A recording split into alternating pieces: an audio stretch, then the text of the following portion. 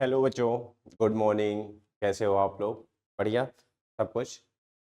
अच्छा बच्चों, इस चैप्टर का मैंने दो पोर्शन ऑलरेडी कंप्लीट कर दिया था। और इससे पहले वाली क्लास में मैंने आप लोगों को इलेक्ट्रोलिसिस, है ना, इलेक्ट्रोलिसिस समझाया था। और इलेक्ट्रोलिसिस में मैंने आप लोगों को फैराडे लॉ भी समझा दिया। फैराडे लॉ के बेसिस पे जितने भी न्यूमेरिकल्स वगैरह थे बच्चों, वो भी मैंने आप लोगों को करवा दिया है। ठीक है। अब अगर यहाँ पे बात करें हम लोग, तो आज वाली इस क्लास में हम विद्युत अपघटन के उत्पाद यानी प्रोडक्ट ऑफ इलेक्ट्रोलिसिस पढ़ेंगे, जो कि आपके एग्जाम पॉइंट ऑफ व्यू से बच्चों बहुत ज्यादा इंपॉर्टेंट होने वाला है। हर साल आपके एग्जाम में एक दो क्वेश्चन ऐसे जरूर पूछे जाते हैं जिसमें आपको विद्युत अपघटन के उत्पाद लिखने की बात की जाती है, या इसी वाले पार्ट में आप लोगों को बच्चों बैटरी के वर्किंग वगैरह की बात हो रही है कि बैटरी कैसे काम करती है, या फिर आपके फोन की बात की जा रही हो कि जैसे आपका फोन कैसे काम करता है। आप पहले चार्ज कर लेते हो, फिर डिस्चार्ज हो जाता है, फिर चार्ज करते हो, फिर डिस्चार्ज हो जाता है। यानी कहने का मतलब जो आपके फोन की बैटरी है, वो जब आप यूज करते हो बच्चों, तब वो विद्युत रासायनिक सेल की तरह काम करता है। तब क्या करता है? विद्युत रासायनिक सेल की तरह काम करता है। यानी आपकी बैटरी आपको क्या देती है? करंट देती है। करंट देती है बच्चों यहाँ पे। तो इसका मतलब ये है कि आप यहाँ विद्युत रासायनिक सेल वाला काम यूज कर रहे हो, लेकिन जब आपकी बैटरी खत्म हो जाती है फोन की, आप उसे वापस स्विच बोर्ड में यानी चार्जर के साथ लगा देते हो, तो अब वो बच्चों विद्युत अपघटनीय सेल बन जाता है। यानी कहने का मतलब है यहाँ पे आप उसे करंट देते हो, और करंट की वजह से वहां पे एक केमिकल रिएक्शन शुरू होती है। ठीक है, जिससे आपका फोन क्या होता है बच्चों? चार्ज हो जाता है। तो यही सारी बातें हमें यहाँ पे पढ़नी है। जैसे आपके घड़ी में, यानी जो हाथ में आप घड़ी पहनते हो, है ना, बेसिकली उसमें किस तरह का सेल लगता है, या आपके टार्च में किस तरह का सेल रखता है घर में रखे हुए, है ना। इन्हीं सब बातों पे और इनके वर्किंग वगैरह पे हम यहाँ पे डिटेल में बातें करेंगे, और साथ साथ आप लोग ये चीजें सही से सीखते हुए चलोगे। मैंने पहले भी कहा है बच्चों कि ये ऑनलाइन क्लास है, और ये सफल तभी होगी जब आप लोग ध्यान से सारी चीजें करते हुए चलोगे। मैं उम्मीद करूंगा कि आप लोग एनसीईआरटी के क्वेश्चंस वगैरह भी साथ साथ सॉल्व कर रहे होगे। तो फिलहाल ध्यान देना, शुरू कर लेते हैं class. Product of electrolysis. Product of electrolysis की अगर यहाँ पे बात की जाए तो क्या है? इलेक्ट्रोड अभिक्रियाएं। पहले इलेक्ट्रोड अभिक्रियाएं ध्यान देना बच्चों, क्योंकि अगर ध्यान से सही से समझोगे और जहां कुछ भी चीजें आपको समझ नहीं आएंगी, साथ साथ मुझे मैसेज डालना, क्योंकि ये चीज समझना आपके लिए बहुत जरूरी है। इलेक्ट्रोड अभिक्रियाएं यानी जो एनोड और कैथोड होती है बच्चों, उसपे क्या क्या अभिक्रिया होती है और आपको कैसे पता चलेगा। तो कह रहा है विद्युत अपघटन के दौरान इलेक्ट्रोडों पर ऑक्सीकरण और अपचयन अभिक्रियाएं होती हैं। उत्पादों का निर्धारण कैसे किया जाता है? तो कह रहा है विद्युत अपघटन के उत्पाद निम्न बातों पर निर्भर करते हैं। विद्युत अपघटन की विद्युत अपघटन की प्रकृति और प्रयुक्त इलेक्ट्रोड के प्रकार।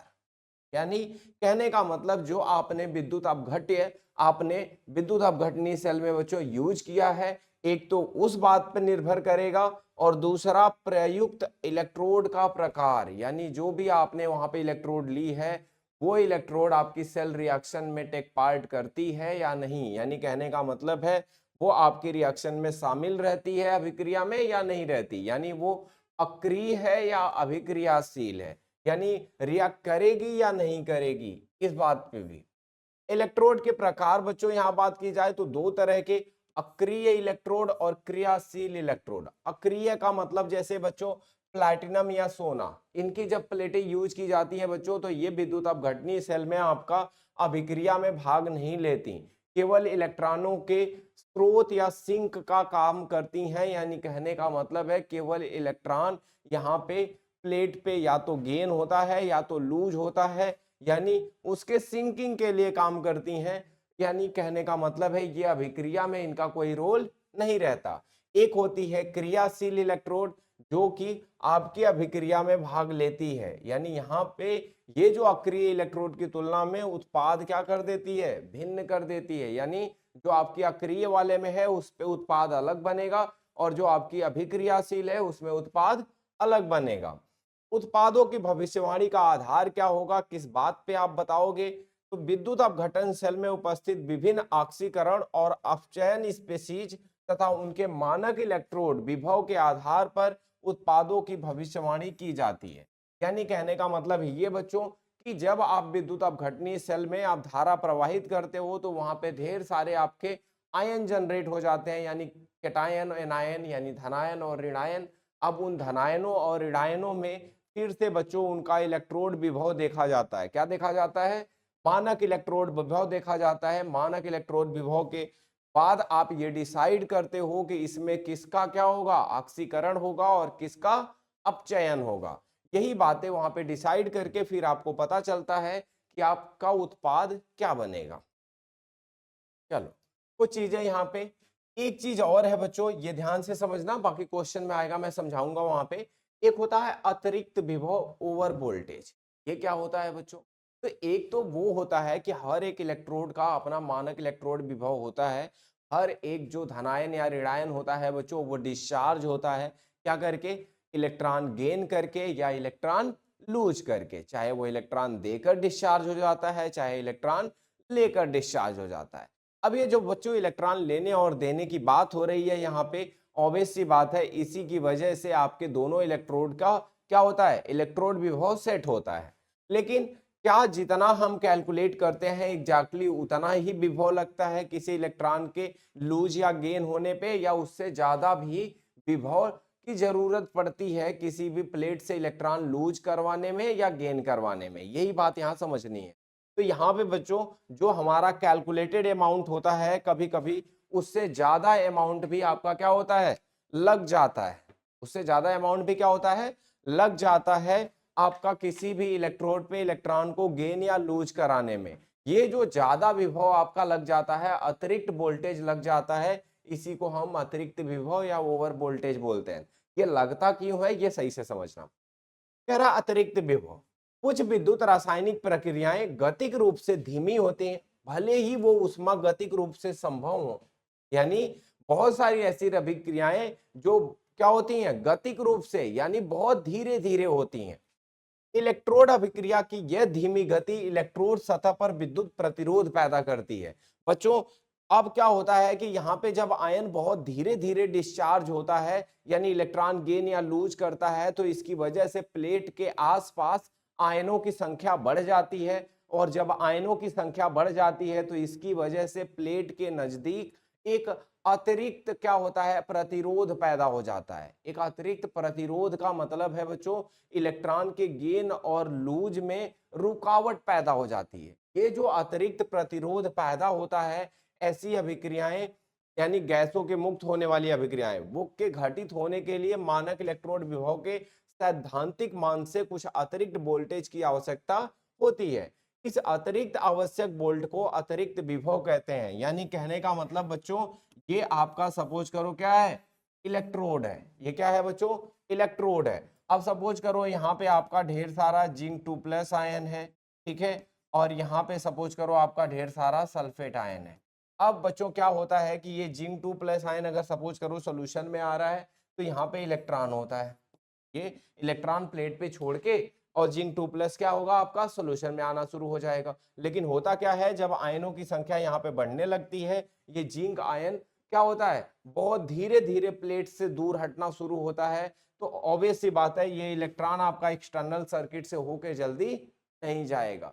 तो वही बात यहाँ पे चल रही है बच्चों कि क्या होता है कि जब ये जो आयंस हैं जब क्या होते हैं किसी इलेक्ट्रोड पे जाते हैं और इलेक्ट्रोड पे जाके इलेक्ट्रॉन गेन या लूज करते हैं, तो ये बात तब संभव है कि जब आयन तेजी से मूव करके इलेक्ट्रॉन गेन कर ले या प्लेट से हट के इलेक्ट्रॉन लूज करके दूर हो जाए। लेकिन अगर ये प्रोसेस धीरे धीरे क्या होने लगे?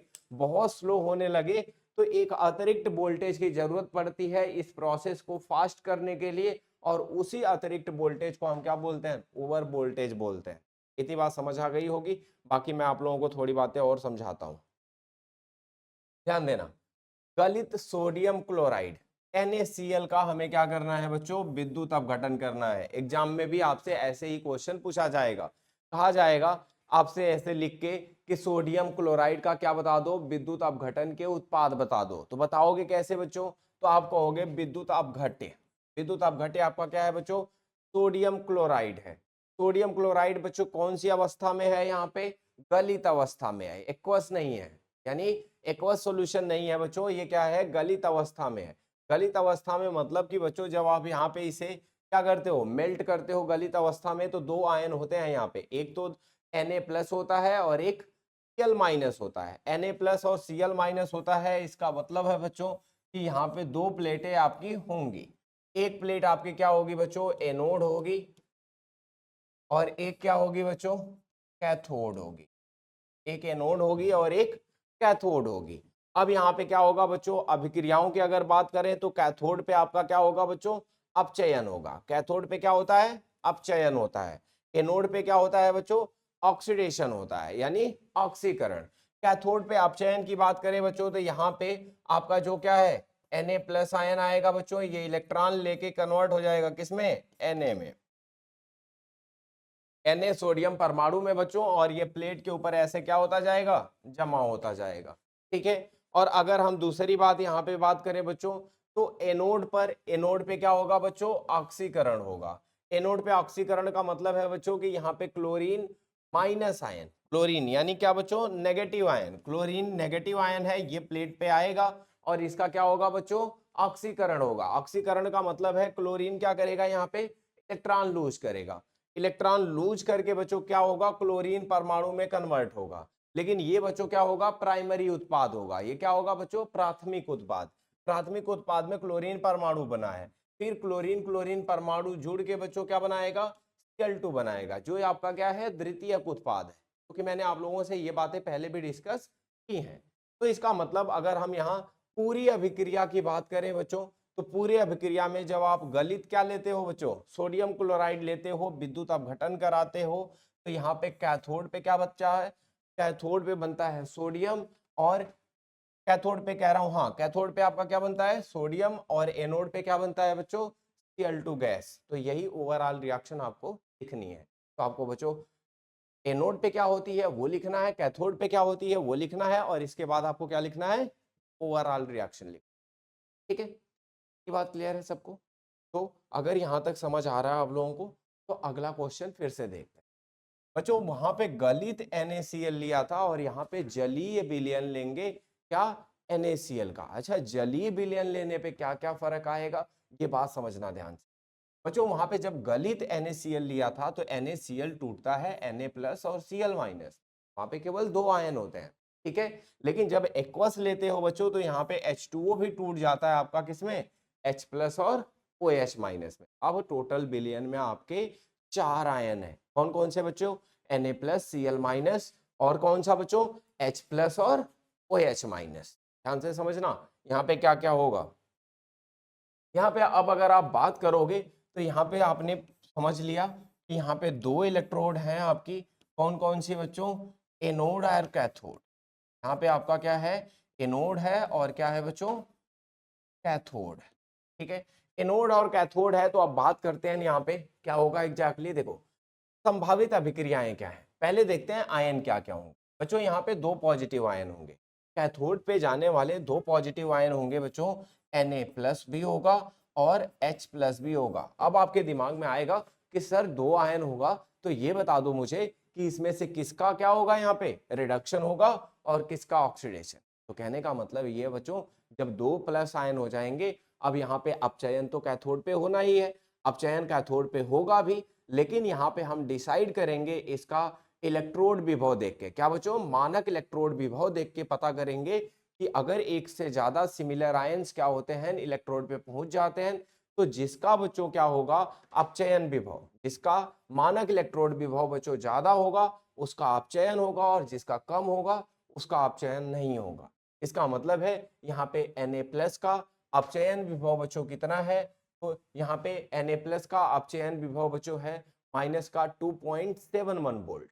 क्या है बच्चों, माइनस का 2.71 वोल्ट, और हाइड्रोजन का कितना है बच्चों, 0.00 वोल्ट। इसका मतलब ये हुआ बच्चों कि यहाँ पे अपचयन विभव किसका ज्यादा हुआ, हाइड्रोजन का। नालायकों यहाँ पे एक बात गलती मत करना, ये देखो जीरो होता है, इधर नेगेटिव होता है, इधर पॉजिटिव, और हमेशा जानते हो ना -1 से बड़ा क्या होता है आपका, -1 से बड़ा जीरो होता है, क्योंकि इधर वाले जो नंबर होते हैं पॉजिटिव वाले वो बड़े होते हैं, नेगेटिव वाले छोटे होते हैं। तो इसका मतलब ये हुआ यहाँ पे -2.71 क्या हुआ, छोटा है, और 0 क्या है, बड़ा नंबर है। इसका मतलब अपचयन विभव किसका ज्यादा है, अपचयन विभव ज्यादा है आपका हाइड्रोजन का। और जब हाइड्रोजन का अपचयन विभव ज्यादा है बच्चों, तो यहाँ पे जो रिएक्शन होगी वो ये होगी कि H+ इलेक्ट्रॉन लेगा और हाइड्रोजन परमाणु में बदलेगा। हाइड्रोजन परमाणु में बदलेगा, फिर बच्चों हाइड्रोजन परमाणु क्या होंगे, जुड़ जाएंगे, और जुड़ के बच्चों क्या बना लेंगे, हाइड्रोजन गैस बना लेंगे। बात आप लोगों को समझ आ गई होगी। कहाँ पे, कैथोड की बात हो गई। अब कैथोड के बाद अगर बच्चों बात करोगे, तो अब हम बात करेंगे यहाँ पे क्या, एनोड की। आप लोगों को जो बात मैंने यहाँ पे बताई है, ये बात ध्यान रखना कि उच्च E0 मान के कारण H+ का अपचयन प्राथमिकता से होता है। H+ आयन जल के विघटन से प्राप्त होते हैं, अतः कैथोड पर वास्तविक अभिक्रिया H2O क्या बनता है बच्चों, हाइड्रोजन गैस बनती है। अब कैथोड पर उत्पाद की बात कर ली हमने, एनोड पे बात कर लेते हैं बच्चों। तो एनोड पे दो अभिक्रियाएं संभावित हैं, यानी कहने का मतलब है दो आयन है बच्चों। कौन कौन से, एक तो क्लोरीन आयन पहुंचेगा बच्चों, और एक OH आयन। क्या क्या बचेगा, क्लोरीन और OH आयन पहुंचेगा। क्लोरीन और OH आयन पहुंचेगा, इन दोनों के मानक इलेक्ट्रोड विभव को क्या करते हैं बच्चों, कंपेयर कर लेते हैं। और जैसे इन दोनों के मानक इलेक्ट्रोड विभव को बच्चों कंपेयर करोगे, तो आप यहां देखोगे कि Cl का इलेक्ट्रोड विभव बच्चों 1.6 है, और ऑक्सीजन का बच्चों 1.23 है। 1.23 ऑक्सीजन का है बच्चों, और क्लोरीन का 1.36 है। अब बच्चों जरूरी बात यहाँ पे ये आ गई कि यहाँ पे ऑक्सीडेशन होना है। ऑक्सीडेशन का मतलब ऑक्सीकरण, और बच्चों ऑक्सीकरण में सबसे जरूरी बात है कि जिसका मानक इलेक्ट्रोड विभव ज्यादा होगा, ठीक है, उसका ऑक्सीकरण नहीं होगा। क्या होगा बच्चों, जिसका मानक इलेक्ट्रोड विभव क्या होगा, ज्यादा होगा, उसका ऑक्सीकरण नहीं। जिसका मानक इलेक्ट्रोड विभव कम होगा, उसका ऑक्सीकरण होगा। तो आपके दिमाग में एक बात बिल्कुल गांठ बैठा लेना, बांध के रख लेना। क्या बांध के रखोगे, कि कैथोड पे अपचयन होता है। कैथोड पे अपचयन होता है तो वहां पे उसका अपचयन होगा जिसका मानक इलेक्ट्रोड विभव ज्यादा होगा। लेकिन ऑक्सीकरण में बच्चों दो आयन अगर हुए, तो उनमें से मानक इलेक्ट्रोड विभव जिसका क्या हुआ बच्चों, कम हुआ, उसी का क्या होगा बच्चों, ऑक्सीकरण होगा। ये बात रट डालना। तो इसका मतलब यहाँ पे कम वाले का ऑक्सीकरण होगा, और कम वाला बच्चों कौन सा है, 1.23 वोल्ट है। यानी किसका होना चाहिए बच्चों, ऑक्सीजन का होना चाहिए। किसका होना चाहिए, ऑक्सीजन का होना चाहिए। लेकिन बच्चों यहाँ पे प्रोडक्ट आपका किसका बन रहा है, Cl2 बन रहा है। अब तो हो गई ना गलत बात, अन्याय हो गया क्लोरीन के साथ बिल्कुल भी। और अगर क्लोरीन के साथ अन्याय हो गया, तो इन्होंने ऐसा क्या देख लिया ऑक्सीजन में कि ऑक्सीजन गैस रिलीज की, क्लोरीन को नहीं कराया। तो करते टाइम परेशानी क्या हुई बच्चों, परेशानी ये हुई कि जब ये कराने गए, तो जो मैंने आपसे ओवर वोल्टेज की अभी बात की थी, कि रिएक्शन यानी अभिक्रिया की जो गति होती है वो बहुत धीरे होने की वजह से जो अतिरिक्त वोल्टेज लगता है, जो अतिरिक्त वोल्टेज लगता है आपका यहाँ इलेक्ट्रॉन क्या करने में, लूज करवाने में, उसी अतिरिक्त विभव की वजह से यहाँ पे गड़बड़ हो जाती है।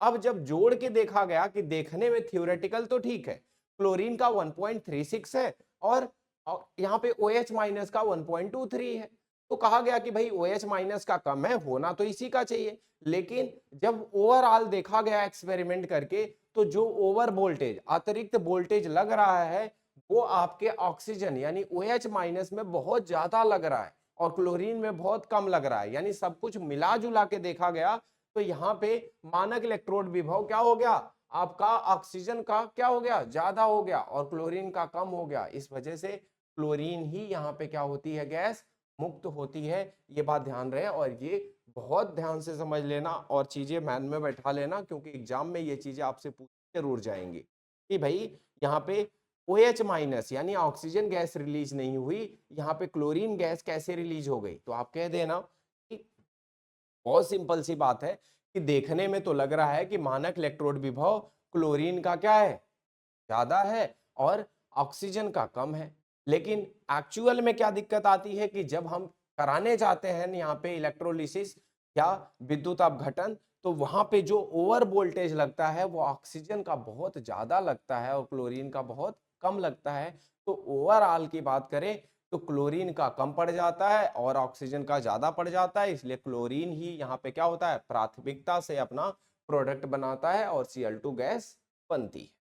अब यहाँ पे बच्चों ओवरऑल रिएक्शन लिखनी होगी, तो आप यही लिखोगे कि जब आप क्या करते हो NaCl को H2O में डाल के आप विद्युत अपघटन कराते हो तो यहाँ पे बच्चों NaOH बनता है। क्या बनता है बच्चों? NaOH बनता है एक्वस सॉल्यूशन में, और हाइड्रोजन गैस बनती है, और क्या बनता है बच्चों? Cl2 गैस बनती है। क्लियर है सबको? कोई कंफ्यूजन तो नहीं है बच्चों इसमें? किसी को भी कुछ कंफ्यूजन हो तो आप मुझे साथ साथ बता सकते हो। अंजू, हर्षित, मौसम, अर्चना, किसी को भी कोई कंफ्यूजन बच्चों? जल्दी बताओ।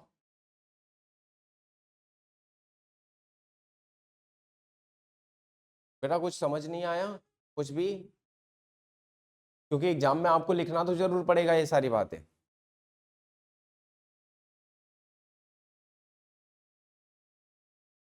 बताओ बच्चों, कुछ भी ऐसा है? ओके, ठीक है, तो फिर हम आगे चलते हैं बच्चों। अब यहाँ पे हम क्या करेंगे? पानी का विद्युत अपघटन करेंगे। आप लोग साथ साथ मेरी हेल्प करोगे, ध्यान देना। यहाँ पे पानी का हम क्या करेंगे? विद्युत अपघटन करेंगे। अभी तक हमने किया है गलित अवस्था में NaCl का, ठीक है, और हमने जलीय विलयन में NaCl का कर लिया, उसका प्रोडक्ट तो लिखना भी सीख लिया हमने। अब हम यहाँ पे सीखेंगे पानी का विद्युत अपघटन। पानी का विद्युत अपघटन करेंगे बच्चों, तो कुछ बातें पहले पानी के लिए जान लेते हैं। देखो बच्चों, शुद्ध पानी जो होता है वो बिजली का कुछ अलग होता है। यानी बच्चों जो आपका क्या होता है, जो प्योर वाटर होता है बिल्कुल, यानी कहने का मतलब जिसमें किसी भी तरह की अशुद्धि नहीं मिली होती है, ठीक है, ये वाला पानी आपका कैसा हो, यानी डिस्टिल्ड वाटर जो होता है बच्चों, जो बैटरी वगैरह में डाला जाता है, ये बिजली का क्या होता है, कुछ अलग होता है। इसमें किसी तरह का आयन नहीं होता, ठीक है। अम्ल या क्षार की कुछ बूंदे मिलाने पर पानी सुचालक बन जाता है। इसका मतलब बच्चों जैसे ही इसमें कुछ अम्ल या क्षार आएगा या किसी तरह का आयन आएगा, तुरंत ये क्या बन जाएगा बच्चों? सुचालक बन जाएगा, यानी इसमें से अब धारा प्रवाहित होने लगेगी। प्रयोग बच्चों, पानी कम आयनित होता है लेकिन अम्ल मिलाने पर इसकी आयनन की मात्रा बढ़ जाती है। पानी बहुत ही, जैसा मैंने कहा कि बहुत ही बेकार सा है, यानी कुचालक है, लेकिन जैसे ही आप इसमें अम्ल मिलाते हो ये क्या बन जाता है? सुचालक बन जाता है, इसमें आयनन की मात्रा बढ़ जाती है।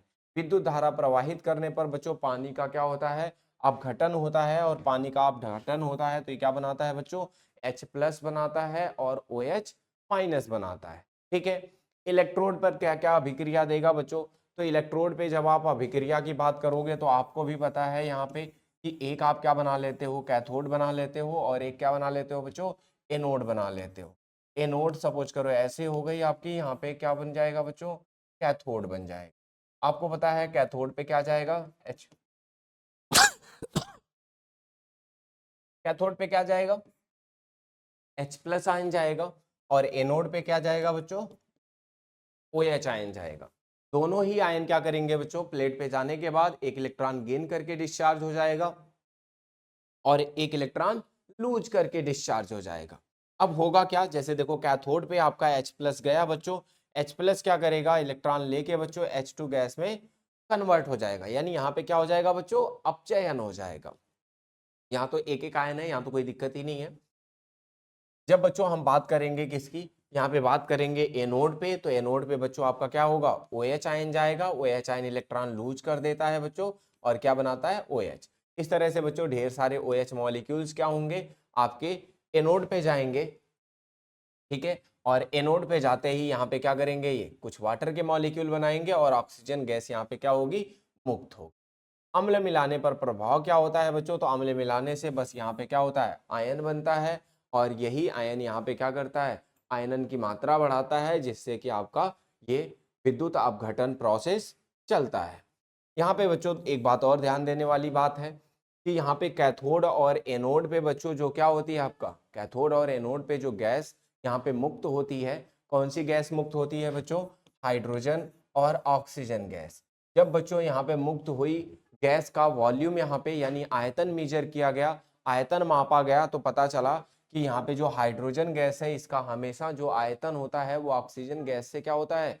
2 गुना होता है, डबल होता है। और जब बच्चों 2 गुना होता है या डबल होता है तो ऐसा क्यों होता है? तो देखा गया कि जो इसका सूत्र है, जो इसका फॉर्मूला है बच्चों, इसमें हाइड्रोजन और ऑक्सीजन का जो अनुपात है बच्चों वो 2:1 का है, यानी एटम का, यानी परमाणु का अनुपात जो है वो कितना है? 2:1 का अनुपात है। इसलिए जब यहाँ पे गैस मुक्त होती है तो इनके आयतन का भी अनुपात क्या होता है बच्चों, 2:1 होता है। ये बात ध्यान रख, ठीक है, क्लियर है बच्चों, यहां तक कोई दिक्कत तो नहीं किसी को।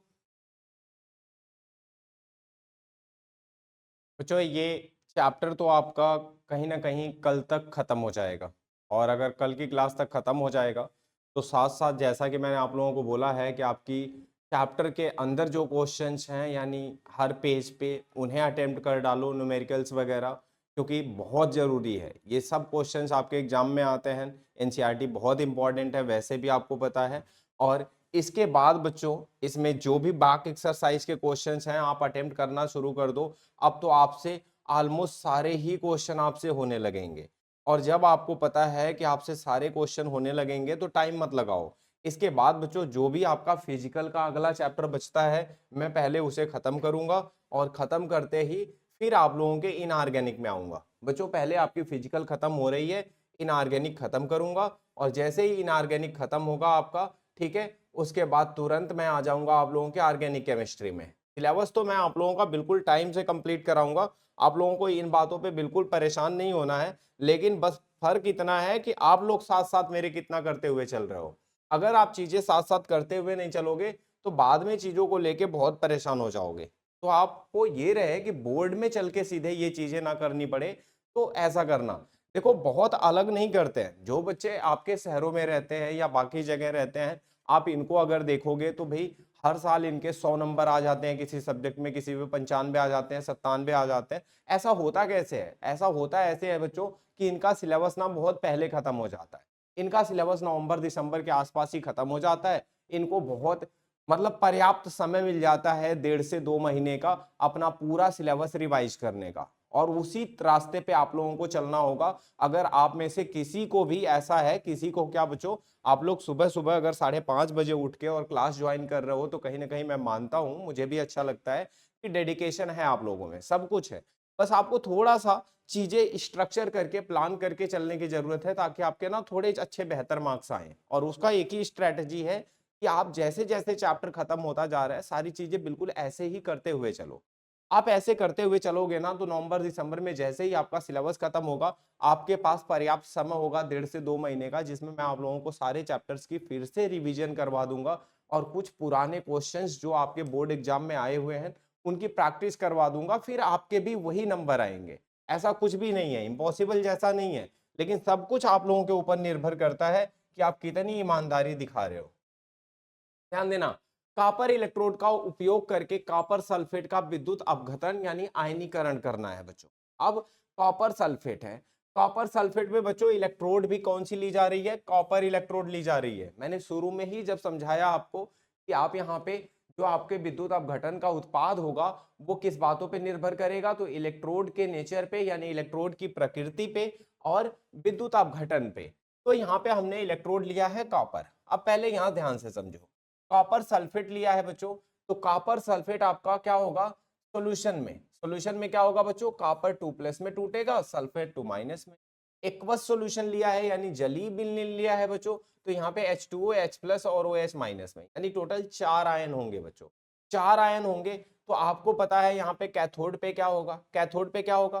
कॉपर आयन इलेक्ट्रॉन ग्रहण करके कैथोड पर जमा हो जाते हैं। यानी होता क्या है बच्चों, आप ध्यान से समझोगे तो यहाँ पे Cu2+ भी जाएगा और बच्चों क्या जाएगा? H+ भी जाएगा।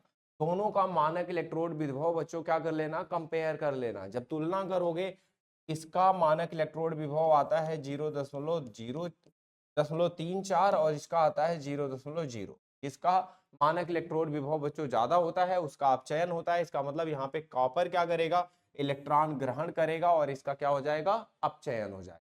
चलो इतनी बात समझ आ गई। अब ध्यान देना, एनोड पे क्या होगा बच्चों? एनोड पे 2 आयन जाएंगे। कौन कौन आयन जाएंगे बच्चों एनोड पे? एनोड पे जाएगा OH- और सल्फेट। क्या जाएगा बच्चों यहाँ पे? OH- और सल्फेट।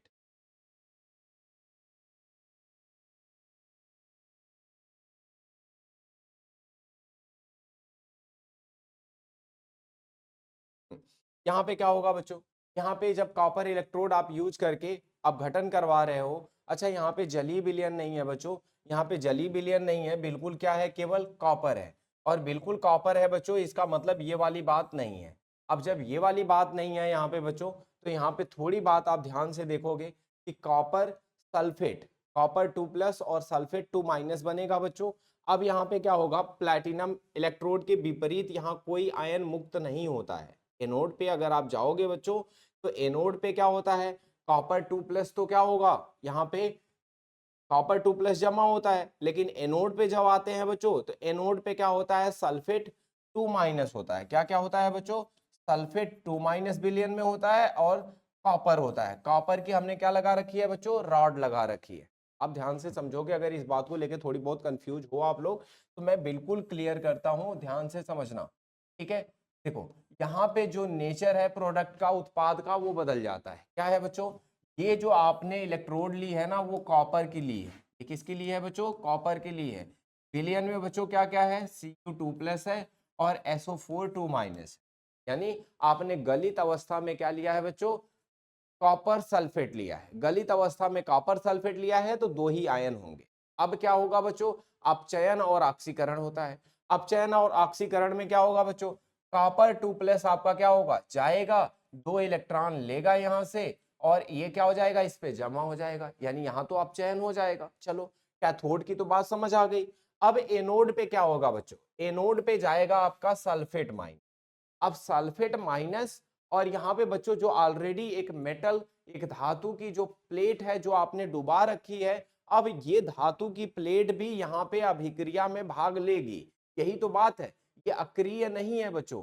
ये जो प्लेट आपने धातु की लगा रखी है, ये भी अभिक्रिया में भाग लेगी। इसका मतलब अब जो रिडक्शन पोटेंशियल यानी अपचयन विभव या मानक इलेक्ट्रोड विभव देखेंगे, वो केवल इन आयनों का ना देख के प्लेटों का भी देखेंगे।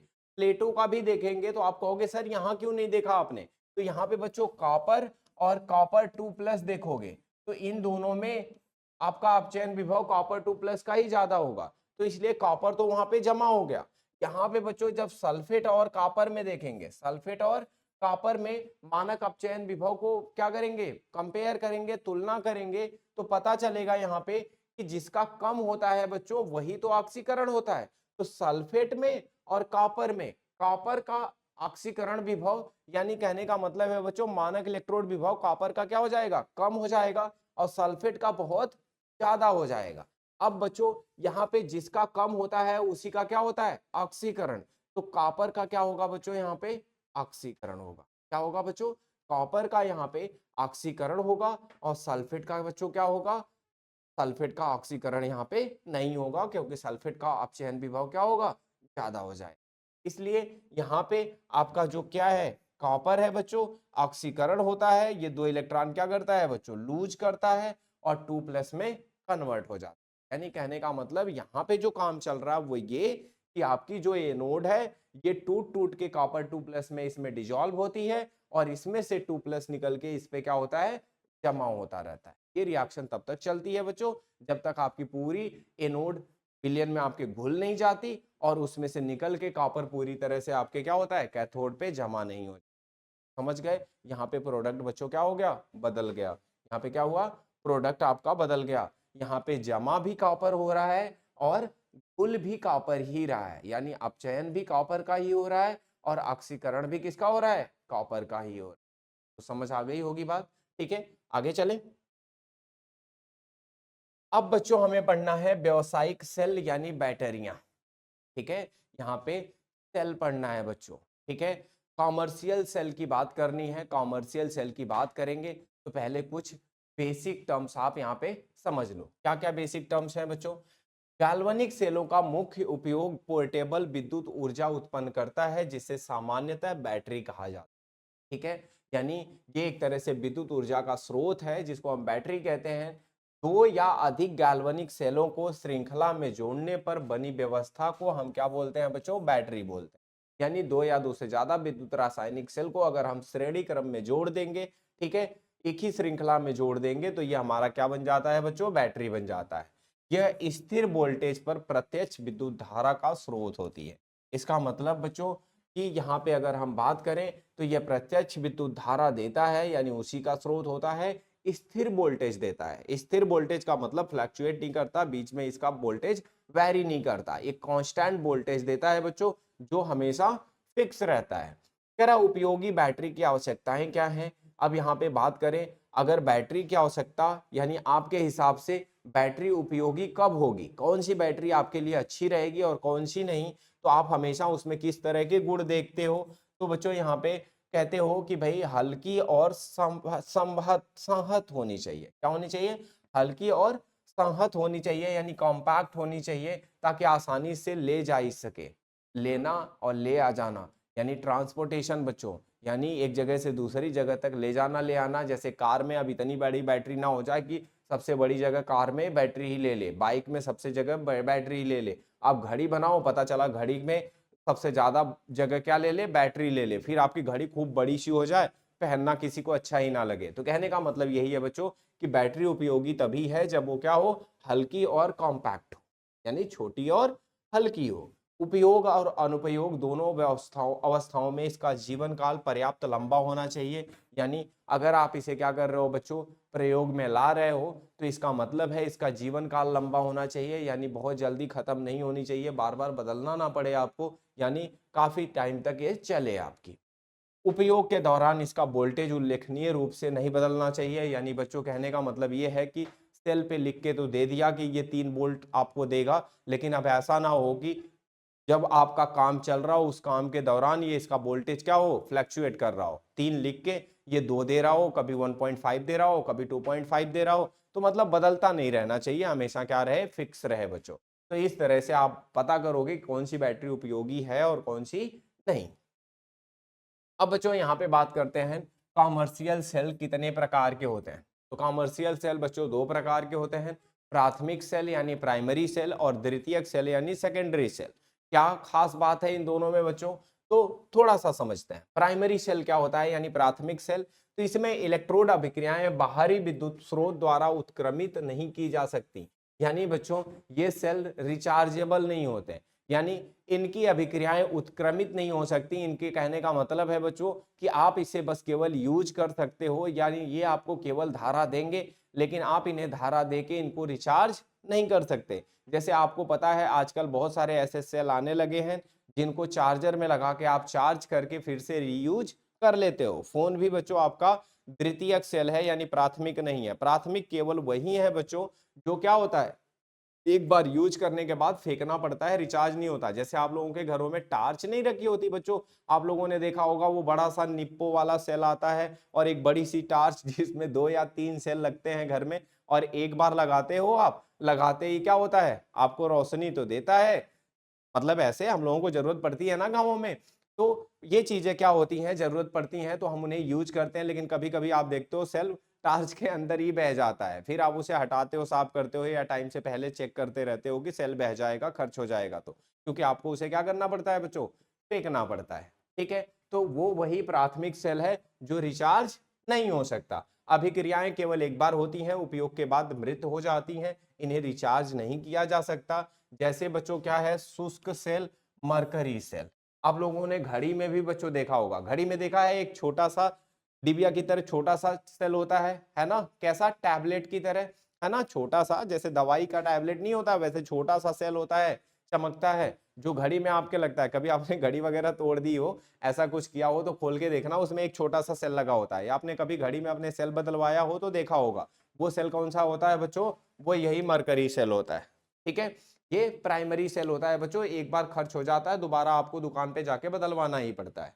ठीक है, तो इन्हीं चीजों को हमें क्या करना है, समझना है।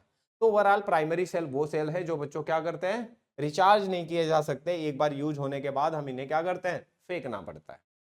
तृतीयक सेल बच्चों वो बैटरी सेल्स हैं, यानी इनमें अभिक्रियाएं बाहरी विद्युत ऊर्जा स्रोत द्वारा उत्क्रमित की जाती हैं। यानी कहने का मतलब है बच्चों कि इन्हें आप रीयूज कर सकते हो, इन्हें रिचार्ज कर सकते हो।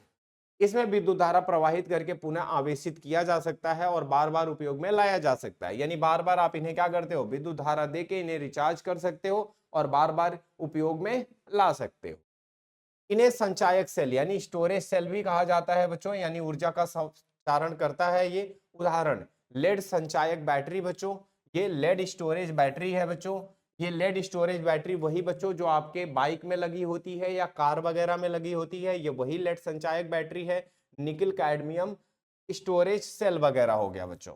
ठीक है। प्राथमिक सेल या शुष्क सेल क्या होता है?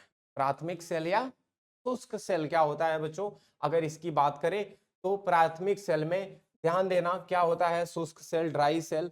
संरचना क्या होती है बच्चों? तो कह रहा है जिंक का एक बैलन होता है यानी सिलेंडर होता है जो एनोड का कार्य करता है। इसमें NH4Cl और थोड़े जिंक क्लोराइड के गीले पेस्ट से भरा होता है। आप जैसे निप्पो सेल की बात कर रहा हूं बच्चों, उसी की बात कर रहा हूं। ऊपर से कागज हटा दोगे, अंदर ऐसे लगता है जैसे जिंक की एक लेयर लगी हुई है ना? वही चीजें आप इमेजिन करके समझना। तो कह रहा है इसमें NH4Cl और थोड़ा बच्चों Zn क्लोराइड का यानी जिंक क्लोराइड का गीला पेस्ट भरा होता है। कैथोड की एक ग्रेफाइट की छड़ होती है बच्चों, सेल को अगर तोड़ोगे तो बीच में ये ग्रेफाइट की क्या होती है, काली सी छड़ मिलती है जो ग्रेफाइट की होती है। ठीक है। कार्बन छड़ को मैंगनीज डाइऑक्साइड और कार्बन पाउडर के काले पेस्ट से भरा जाता है। उसके आसपास देखोगे बच्चों कालिक भरी होती है, फोड़ने पे यही निकलती है। और वो कालिक होती है बच्चों किसकी? मैंगनीज ऑक्साइड और कार्बन पाउडर की। जिंक केस के बाहर कार्डबोर्ड का आवरण यानी इंसुलेशन होता है। जिंक के बाहर बच्चों वही मोटा सा कागज लपेट दिया जाता है यानी आवरण रहता है। लीक प्रूफ सेल से जिंक पर लोहे या स्टील की परत चढ़ा दी जाती है। यानी लीक प्रूफ सेल बनाने के लिए बच्चों आजकल आपने देखा होगा कि कागज वाला नहीं आ रहा है, उसके ऊपर मेटल की एक क्या लगा दी जा रही है, प्लेट लगा दी जा रही है। और प्लेट वो हो सकती है लोहे की लगा दी जाती हो। ठीक है। इतनी बात तो आप समझ गए होंगे कि इस सेल के अंदर होता क्या है, शुष्क सेल यानी ड्राई सेल में अभिक्रियाएं क्या होती हैं बच्चों, इसमें किस तरह से ये आपके टार्च को क्या करता है, करंट देता है। तो बच्चों एनोड पे यहाँ पे जो जिंक का केस लगा होता है अंदर, वो बच्चों क्या देता है, एनोड का काम करता है। वो जिंक 2+ में कन्वर्ट होता है और इलेक्ट्रॉन रिलीज करता है। अंदर बच्चों जो आपका भरा हुआ पेस्ट है यानी अमोनियम क्लोराइड और मैंगनीज ऑक्साइड, ये बच्चों कैथोड पे रिएक्शन देता है। यहाँ पे NH4 आपका अमोनिया में कन्वर्ट होता है बच्चों। और यहाँ पे जो MnO2 है बच्चों, ये MnO में कन्वर्ट होता है। MnO2 मतलब ये बच्चों क्या होता है, +4 होता है, MnO+2 होता है। इसका मतलब यहाँ पे बच्चों क्या हो रहा है, अपचयन हो रहा है। इसका क्या हो रहा है बच्चों, अपचयन हो रहा है। और इसका क्या हो रहा है बच्चों, इसका ऑक्सीकरण हो रहा है। ठीक है। कुल अभिक्रिया बच्चों, तो कुल अभिक्रिया ये होती है। ध्यान रखना है बच्चों ये बातें, मैं ऐसे ही नहीं पढ़ा रहा हूं आपको। एनोड और कैथोड और कुल अभिक्रिया रटनी पड़ेगी। ये रट डालना, क्योंकि आपसे पूछा जरूर जाएगा कि शुष्क सेल में एनोड और कैथोड पे कौन सी अभिक्रिया होती है या कुल अभिक्रिया क्या होती है। ठीक है। ये बातें आपको लिखनी पड़ेंगे, इसलिए इस बात को रट जरूर लेना। ठीक है। ये तो शुष्क सेल था बच्चों। इतनी बात तो हमने शुष्क सेल की कर ली। विशेषताएं क्या होती हैं शुष्क सेल की बच्चों? तो ये शुष्क सेल वोल्टेज देता है 1.2 से 1.5 वोल्ट का। कैथोड अभिक्रिया में मैंगनीज का ऑक्सीकरण अवस्था +4 से +3 होती है। बनने वाला अमोनिया गैस के रूप में मुक्त नहीं होता, बल्कि जिंक और क्लोराइड आयनों के साथ संकर आयन बनाता है। ठीक है। जिससे सेल में दबाव नहीं बढ़ता। यानी कहने का मतलब है सेल के अंदर बच्चों अमोनिया गैस जो बनती है वो बाहर नहीं निकलती। वो अमोनिया आपकी क्या होती है, जिंक आयन और क्लोरीन आयन के साथ मिलकर क्या बनाती है बच्चों, संकर आयन बना लेती है। ये जो संकर आयन आप यहाँ पे देख रहे हो, ये आयन हमें क्या करना है, पूरा चैप्टर पढ़ना भी है आपका इनऑर्गेनिक में। ठीक है। तो वहां पे समझेंगे ये क्या होता है, लेकिन अभी के लिए यही, इससे सेल के अंदर कोई दबाव नहीं बढ़ता। यानी जितना मटेरियल पहले था उतना ही अब भी रहता है। इससे क्या रहता है, सब कुछ ठीक रहता है। ये हो गया बच्चों आपका क्या, ड्राई सेल। सीमाएं क्या है बच्चों, NH4Cl की उपस्थिति के कारण अम्लीय परिस्थितियों में इसका जीवन काल सीमित होता है। यानी अब क्या होता है, NH4Cl होने की वजह से बच्चों इसमें अम्लीय परिस्थिति उत्पन्न हो जाती है, जिससे इसका जीवन काल क्या हो जाता है, सीमित हो जाता है। यानी थोड़े दिन बाद हमें इसे फेंकना पड़ता है। अनुप्रयोग के दौरान भी जिंक कंटेनर का संक्षारण होता है। अब जब जब बच्चों हम इसे यूज में लाते हैं तो यहाँ पे जो जिंक का कंटेनर है बच्चों, वो धीरे धीरे गलने लगता है, उसका संक्षारण होने लगता है, इसी वजह से लीक करता है सेल। ठीक है। सुधार क्या कर सकते हैं बच्चों इसमें, जिससे ये लीक ना करे? तो इसको हम क्या करते हैं, इसमें NH4Cl के स्थान पे बच्चों हमें क्या भर देना चाहिए, NaOH और KOH भरना चाहिए विद्युत अपघट्य के हिसाब से। ठीक है। इससे संचारण की समस्या क्या हो जाएगी, कम हो जाएगी। यानी खत्म नहीं होगी, कम हो जाएगी। ठीक है। ये तो बात थी आपके क्या, ड्राई सेल की बात थी, हमने पूरी कर ली। मर्क्यूरी सेल की बात करनी है बच्चों। आप लोगों को हो सकता है स्कूल वगैरह के लिए अब देरी हो रही हो। ठीक है। और अगर ऐसा है बच्चों, देर हो रहा है, स्कूल जाना है, या मैं आगे थोड़ी बहुत और पढ़ा दूं, जल्दी बताओ बच्चों।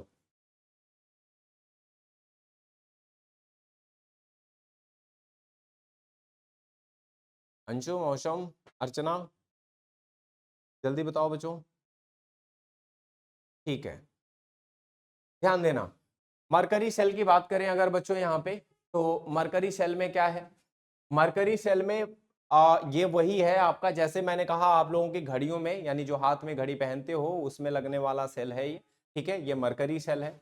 होता क्या है बच्चों, कह रहा है छोटे विद्युत परिपथों जैसे श्रवण यंत्र, घड़ियों और कैमरों में प्रयुक्त होता है। यानी जो आपके सुनने वाले यंत्र होते हैं, या चाहे आपके बच्चों क्या वो घड़ी हो, चाहे वो कैमरा हो, इन्हीं चीजों में क्या होता है, ये यूज होता है। संरचना क्या होती है बच्चों, बना कैसा होता है, तो कैसे पता करेंगे, तो देख रहे हो आप स्ट्रक्चर देख के आपको थोड़ा समझ आ रहा होगा। एनोड जो होता है वो जिंक मरकरी अमलगम होता है बच्चों, एक तरह का एलॉय होता है बच्चों, आप लोग जानते हो। एलॉय जो बनता है बच्चों वो कैसे बनता है, यहाँ पे एक जिंक मेटल होता है बच्चों और मरकरी, जिंक और मरकरी का क्या होता है बच्चों, पेस्ट भरा होता है। ठीक है, जिंक और मरकरी का पेस्ट होता है जिसको हम अमलगम बोलते हैं। ठीक है, कैथोड आपका जो होता है वो बच्चों मरकरी ऑक्साइड HgO होता है और कार्बन का पेस्ट होता है बच्चों। तो यानी कहने का मतलब जो कैथोड का काम करता है इसमें, वो क्या होता है, मरकरी ऑक्साइड और कार्बन का पेस्ट मिला के भर दिया जाता है सेल में।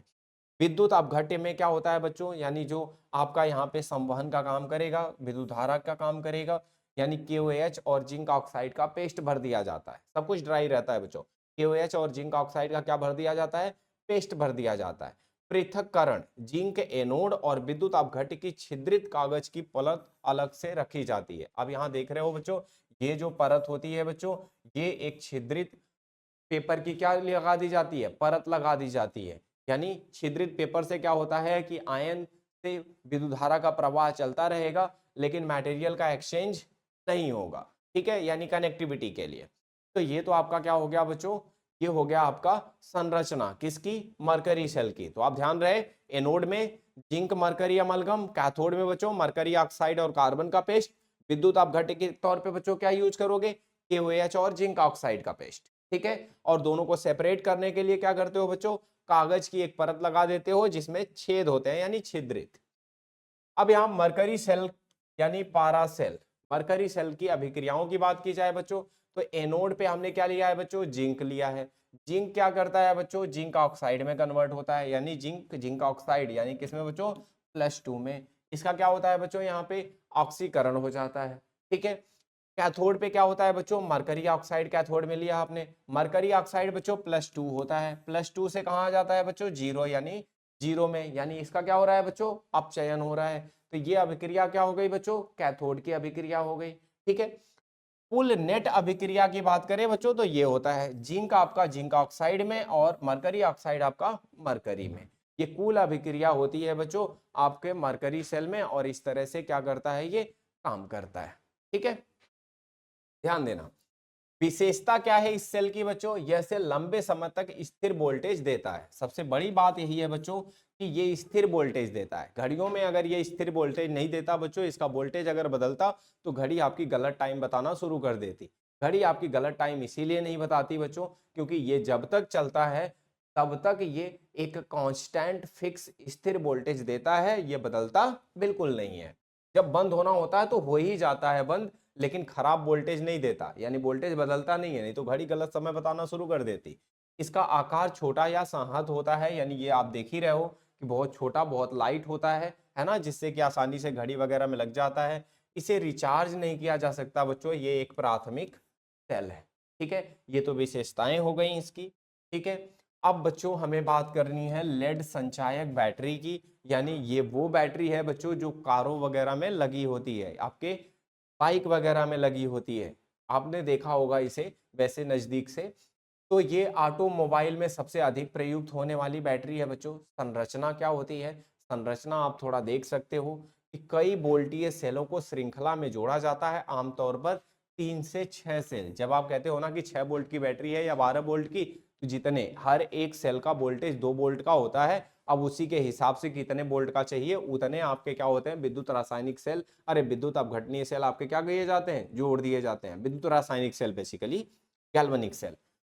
यहाँ पे बच्चों 6 से 12 वोल्ट प्राप्त करने के लिए आपको 3 से 6 सेल जोड़ना पड़ता है। जैसा कि मैंने बताया हर एक सेल 2 वोल्ट का होता है अप्रॉक्स। एनोड स्पंजी सीसा से भरी सीसा की जाली यानी एनोड क्या होता है बच्चों, एनोड पे स्पंजी शीशा की जाली लगा के उसमें क्या होता है, लेड भर दिया जाता है। क्या भरा जाता है बच्चों, लेड शीशा भरा जाता है। कैथोड क्या होता है बच्चों, लेड ऑक्साइड से भरी शीशा की जाली, यानी लेड ऑक्साइड से भर दी जाती है। विद्युत अपघट्य सल्फ्यूरिक अम्ल का जलीय विलयन। यहाँ पे बच्चों एनोड और कैथोड में देखोगे तो एनोड पे लेड लिया जाता है और कैथोड पे लेड ऑक्साइड।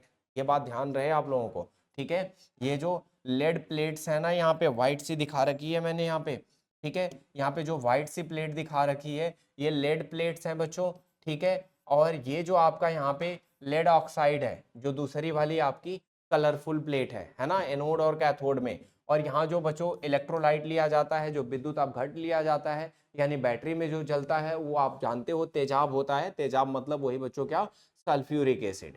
सल्फ्यूरिक एसिड भरा जाता है, लेकिन यहाँ पे सल्फ्यूरिक एसिड का जो द्रव्यमान होता है यानी घनत्व होता है बच्चों, वो कितना होता है, 1.30 ग्राम पर ml होता है। और इसकी कंसंट्रेशन यानी सांद्रता बच्चों 38% भरी जाती है, ठीक है। ये तो बातें हो गई संरचना की कि ऐसे बैटरी बनी होती है। अब बात कर लेते हैं थोड़ा कि अभिक्रिया यानी डिस्चार्ज, जब बैटरी आपकी यूज होती है और ये क्या देती है, आपको विद्युत धारा देती है, तब ये कैसे काम करती है, क्या रिएक्शन होता है। एनोड पे बच्चों होता है कि जो लेड है वो लेड सल्फेट में बदलता है। क्या होता है बच्चों, लेड आपका जो सल्फेट आयन है, सल्फ्यूरिक एसिड है ना, तो H+ और सल्फेट आयन होगा विलयन में, H+ होगा और क्या होगा बच्चों, सल्फेट आयन होगा। तो यहाँ पे जो लेड है आपका बच्चों, ये सल्फेट आयन से कंबाइन हो जाता है। यानी कहने का मतलब लेड यहाँ पे 0 ऑक्सीडेशन स्टेट में है बच्चों, यहाँ पे क्या हो जाएगा बच्चों, +2 में आ जाएगा। इसका बच्चों क्या होता है, ऑक्सीकरण होता है, ठीक है। और यहाँ पे बच्चों कैथोड पे क्या होता है, ये PbO2 है बच्चों, यहाँ पे क्या होता है, ये +4 में होता है। किसमें होता है बच्चों, +4 में होता है। +4 से कहाँ जा रहा है बच्चों, +2 में जा रहा है। +4 से +2 बच्चों, तो क्या हो रहा है, इसका अपचयन हो रहा है। क्या हो रहा है बच्चों, अपचयन हो रहा है। तो यहाँ पे इसका अपचयन हो गया। कुल अभिक्रिया की बात करें बच्चों तो यही अभिक्रिया है। यहाँ पे लेड आपका क्या हो रहा है, लेड सल्फेट में बदल रहा है, यानी बच्चों क्या हो रहा है, ऑक्सीकरण। और लेड ऑक्साइड बच्चों आपका किस में बदल रहा है, लेड सल्फेट में, ये भी बदल रहा है, इसलिए इसका क्या हो रहा है बच्चों, अपचयन हो रहा है, ठीक है। एक का ऑक्सीकरण और एक प्लेट का अपचयन। सेल निरूपण अगर आपको बच्चों करना हो कि आप विद्युत रासायनिक सेल को कैसे लिखोगे, तो कह देना लेड लेड सल्फेट में बदलता है बच्चों। और यहाँ पे सल्फ्यूरिक एसिड आपका यानी क्या होता है, लेड ऑक्साइड। यहाँ क्या होता है बच्चों, लेड ऑक्साइड आपका बदलता है किसमें, पीबी में। किसमें बदलता है बच्चों, पीबी में, ठीक है। तो ये तो बात हो गई आपकी, ठीक है। क्लियर है आप लोग। तो ये हो गई बच्चों क्या, अभिक्रियाएं, यानी डिस्चार्ज के दौरान इस तरह से आपका क्या करता है, बैटरी काम करती है, यानी लेड स्टोरेज बैटरी। अब बच्चों महत्वपूर्ण बिंदु क्या है इसमें, तो सेल का विभव यानी H2SO4 की सांद्रता पर निर्भर करता है। जैसा मैंने आपको बताया 38% भरी जाती है। आपकी सांद्रता जितनी होगी बच्चों, जैसे जैसे आप बैटरी यूज करते जाते हो बच्चों, वैसे वैसे उसकी सांद्रता क्या होती जाती है, खत्म होती जाती है। और एक टाइम आता है जब H2SO4 पूरा क्या हो जाता है, कंज्यूम हो जाता है, खर्च हो जाता है, आपके विद्युत अपघट्य से खत्म हो जाता है। तो फिर बैटरी आपकी डेड हो जाती है, काम नहीं करती, ठीक है। फिर इसे क्या करना पड़ता है बच्चों, रिचार्ज करना पड़ता है। तो डिस्चार्ज के दौरान इलेक्ट्रोड PbSO4 जमा हो जाता है, H2SO4 की सांद्रता घटती है। जो बैटरी में आपने देखा होगा बच्चों, जो प्लेट सारी लगी होती हैं उनके ऊपर लेड सल्फेट जमा होने लगता है। कभी आप डेड बैटरी खोलोगे या दुकान पे मैकेनिक उसे खोल रहा होगा, ध्यान से देखना, प्लेट के ऊपर ढेर सारा ऐसे मतलब बर्फ वगैरह की तरह आपको लगेगा कि क्या ही उसके ऊपर जमा हो गया है। तो वो क्या होता है बच्चों, सल्फ्यूरिक एसिड उसके ऊपर क्या होने लगता है, जमा होने लगता है लेड सल्फेट के फॉर्म में। लेकिन अगर आप उसे क्या करते हो, दोबारा से रिचार्ज करते हो, तो वो फिर से रिचार्ज हो जाती है। जब H2SO4 का घनत्व बच्चों कितना होता है, 1.2 ग्राम ml से नीचे गिर जाता है, तो बैटरी को रिचार्ज करने की आवश्यकता होती है। यानी आपका मैकेनिक क्या चीजें चेक करता होगा बच्चों, सांद्रता देखता होगा। क्या देखता होगा कि जो अब H2SO4 का घनत्व 1.2 ग्राम पर ml से क्या होता हो, कम हो जाता हो, तो उस केस में वो आपको सजेस्ट करेगा कि बैटरी को चार्ज करने की जरूरत पड़ती है। यानी कभी कभी आपकी बाइक में बैटरी वगैरह काम नहीं करती ना, तो वो ऐसा ही होता है, ठीक है, कि वो पूरी तरह से डिस्चार्ज हो गई है, ठीक है, यानी लेड सल्फेट के फॉर्म में सल्फ्यूरिक एसिड पूरा जमा हो गया है। अब ध्यान देना, रिचार्जिंग की आवश्यकता। रिचार्जिंग कैसे करोगे बच्चों, आवेशन कैसे होगा आपकी बैटरी का, तो विपरीत दिशा में विद्युत धारा प्रवाहित करके बैटरी को रिचार्ज किया जाता है। यानी आप इसे आप क्या कर दो, विद्युत धारा प्रवाहित कर दो, चार्जर से जोड़ दो। अब सेल एक विद्युत अपघटनीय सेल की तरह काम करता है, इससे इलेक्ट्रोड अभिक्रियाएं उत्क्रमित हो जाती हैं। अभी तक बच्चों ये विद्युत रासायनिक सेल था जो आपको विद्युत धारा दे रहा था, लेकिन जैसे ही आप क्या करोगे, अब रिचार्ज करने जाओगे तो ये अब क्या होगा, उत्क्रमण होगा, यहाँ पे अभिक्रियाओं की दिशा बदल जाएगी। अब क्या होगा बच्चों, ये विद्युत अपघटनीय सेल बन जाएगा जहां पे आप विद्युत धारा दोगे और केमिकल रिएक्शन होगी, यानी अभिक्रिया होगी। एनोड पे बच्चों रिचार्ज के दौरान क्या होता है, एनोड पे आपका क्या बना है, पीबी सल्फेट बना है ना बच्चों, आपको पता है ना। एनोड पे क्या हुआ था, एनोड पे हुआ था बच्चों, ये उल्टा हुआ था, PbO2 PbSO4 में बदला था, लेकिन अब क्या होगा, PbSO4 बच्चों किस में बदलेगा, PbO2 में बदलेगा। और जो आपके सल्फेट आयन थे वो फिर से विलयन में चले जाएंगे, ठीक है, वापस हो जाएंगे।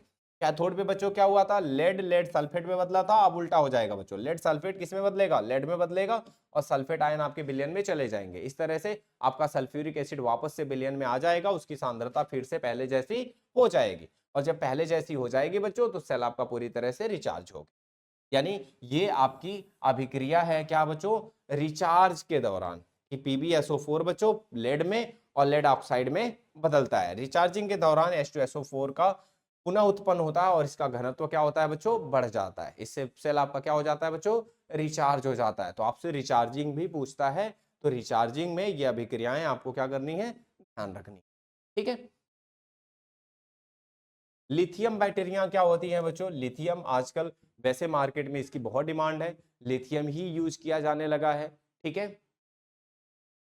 ये क्या है बच्चों, लिथियम की बात है। अच्छा बच्चों, रिचार्जिंग में आपको रिपीट करना है, ध्यान देना, रिचार्जिंग में वैसे कुछ खास नहीं है जो आपने अभी पढ़ा है, डिस्चार्जिंग में सब कुछ, ठीक है। डिस्चार्जिंग में आपने पढ़ाना है कि PbSO4 में बदलता है, PbO2 बदलता है किसमें, PbSO4 में, है ना। बस इन्हीं अभिक्रियाओं को उल्टा करके लिख दोगे तो ये आपका क्या हो जाएगा, रिचार्जिंग का हो जाएगा, कि PbSO4 PbO2 में बदल जाएगा बच्चों, PbSO4 Pb में बदल जाएगा। यानी एनोड और कैथोड की जो अभिक्रियाएं थी, जो कब थी बच्चों, जब आप क्या कर रहे थे, इसे यूज कर रहे थे यानी डिस्चार्जिंग में, उसी को आप क्या कर दो, उल्टा कर दो बच्चों, तो ये क्या हो जाएंगी, रिचार्ज वाली अभिक्रिया हो जाएंगी, ठीक है। जहां पे सल्फ्यूरिक एसिड आपका खर्च हो गया था बच्चों, वो वापस से विलयन में क्या हो जाएगा, आ जाएगा, यानी बढ़ जाएगा। ये होता है आपका रिचार्जिंग के दौरान, ठीक है।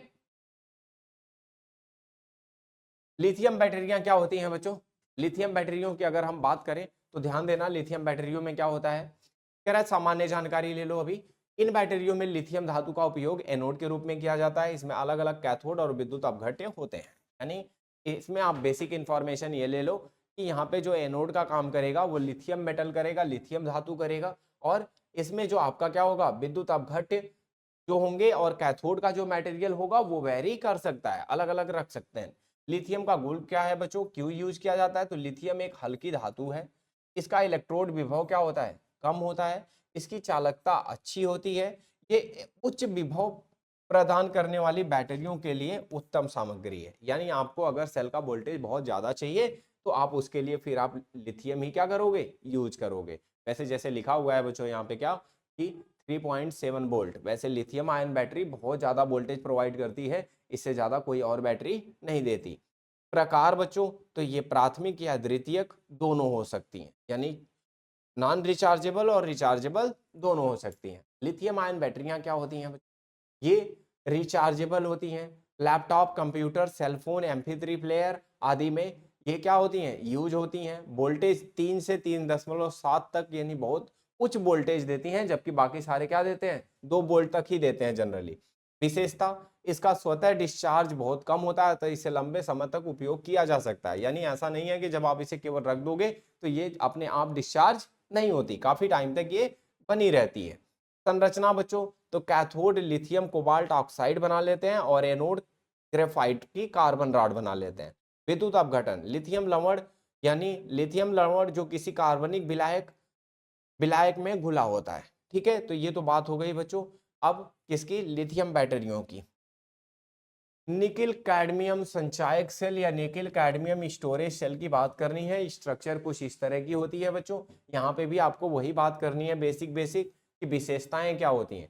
तो यह एक रिचार्जेबल द्वितीयक सेल है, लेड संचायक बैटरी की तुलना में अधिक जीवन काल होता है, यह अधिक महंगी होती है, यह छोटे आकार और हल्के वजन के कारण पोर्टेबल बिना तार के उपकरणों में उपयोग की जाती है, ठीक है। ये बहुत हल्की होती है, पोर्टेबल होती है बच्चों, बहुत आसान होती है, इसे एक जगह से दूसरे जगह तक ले जाना, यानी इससे डिवाइस की साइज बढ़ेगी नहीं आपकी, क्योंकि बैटरी ही छोटी रहेगी, ठीक है, बहुत कॉम्पैक्ट होती है, इसलिए इसका दाम भी ज़्यादा रहता है, यानी पैसे भी ज़्यादा इस पे खर्च होते हैं।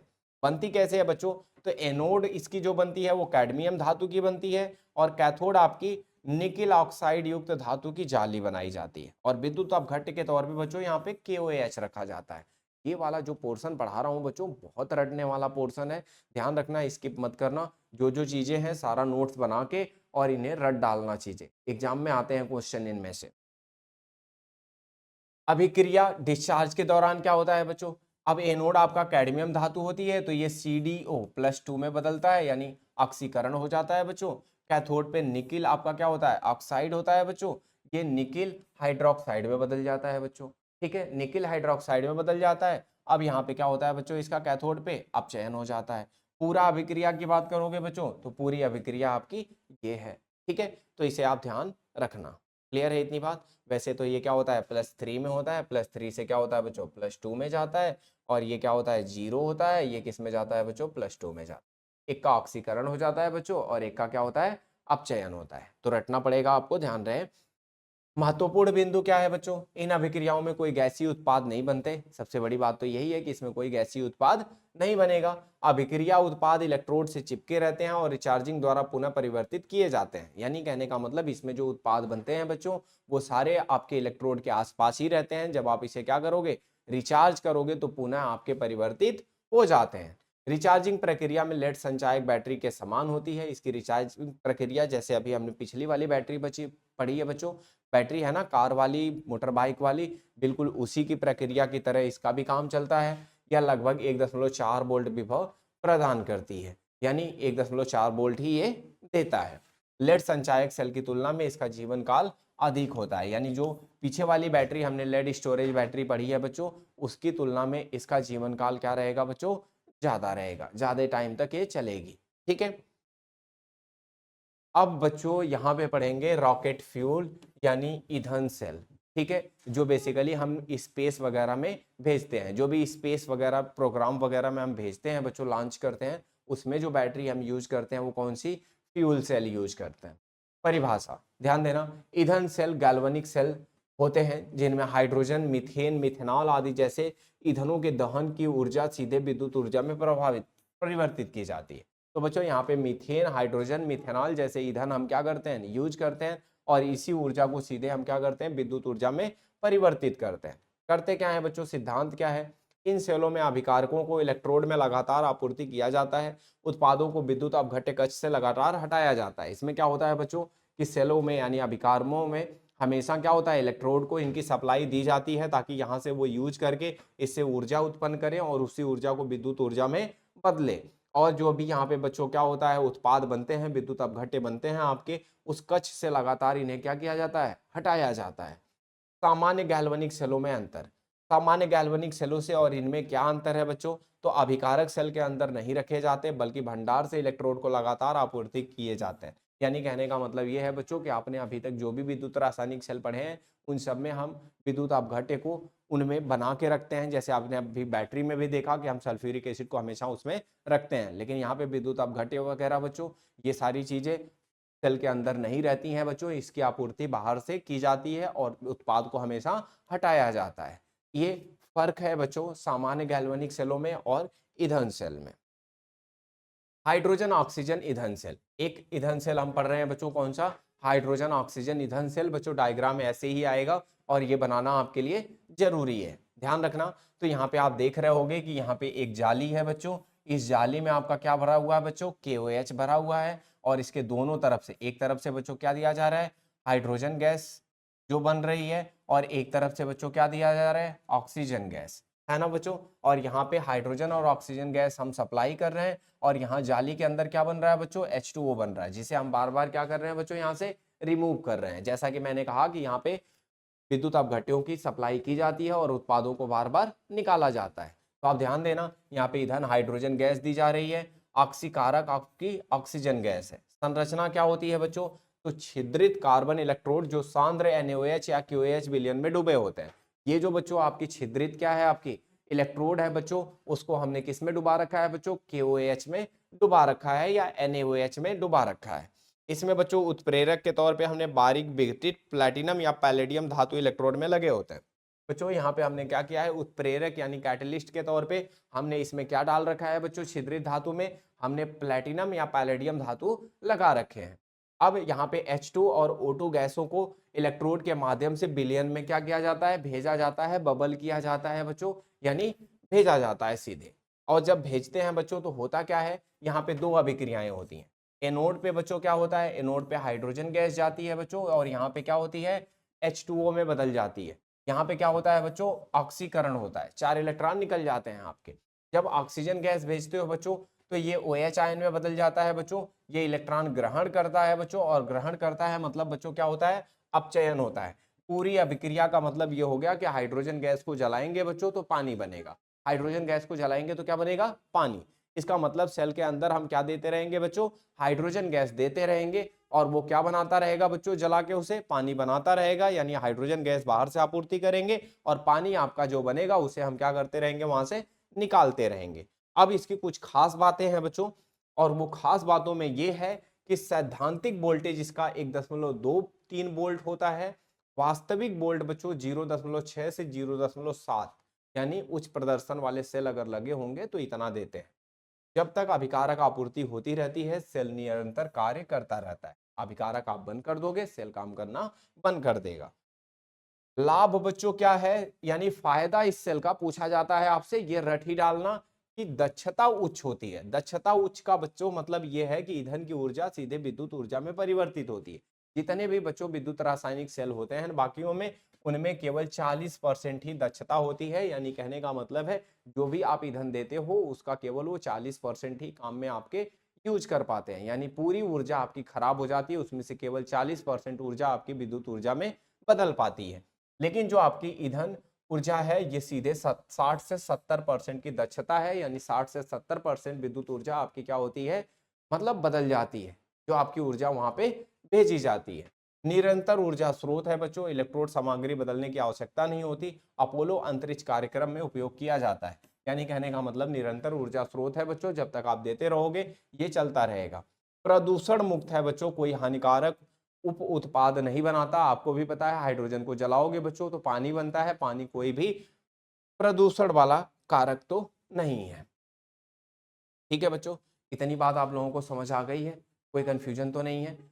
हाँ, आज की क्लास थोड़ी लंबी हो गई और ये चीजें मैंने आपको करा दी हैं, बस एक पोर्शन रह जाता है बच्चों इसमें, वो है आपका कोरोजन। ठीक है, यानी संक्षारण। मैं अगली क्लास में आपको कल इसे पूरा करवाऊंगा। आप लोगों की जिम्मेदारी बनती है कि आप लोग सारे क्वेश्चन अटेम्प्ट करोगे, बाकी एक्सरसाइज और चैप्टर के अंदर जितने भी हैं, और जो भी आप लोगों के बच्चों छोटे बड़े डाउट हैं वो सारा आप इकट्ठा करके ले आना और कल वाली क्लास में पूछ लेना। और सबसे ज़रूरी बात बच्चों, अगर इस चैप्टर में कुछ भी आपको ऐसा लगता है कि जो आपको नहीं आता, तो वीडियो सारी यूट्यूब पे पड़ी हुई हैं, आप वहाँ से सारा एक एक करके देख लो, फिर भी आपके डाउट्स रह जाते हैं तो अगली क्लास में डिस्कस कर लेना। और बच्चों एक काम और करो मेरा, ठीक है, कि आप ये चीज़ें आप बच्चों तक पहुँचाओ, चीज़ें बताओ, जो लोग थोड़ा सीरियस हैं, जो चाहते हैं बच्चे की पढ़ाई करना, चीज़ें करना, तो उनको ये चीज़ें उन तक पहुँचाओ और शेयर करो, सब्सक्राइब करो, ये सारी चीज़ें करवाओ, ठीक है, ताकि चैनल काफ़ी लोगों तक पहुँचे और इस मेरी जर्नी को और अपनी चीज़ों को एक आंदोलन की तरह बनाओ। ठीक है, उन हर बच्चों को, उन हर गरीब गांव जहां तक आप पहुंचा सकते हो सारी चीज़ों को पहुंचाओ। जैसे मैं आपकी हेल्प कर रहा हूँ, चीज़ें कर रहा हूँ, वैसे आप उनकी भी हेल्प कर सकते हो। ठीक है बच्चों, चलो तो मिलते हैं अगली वीडियो में, तब तक के लिए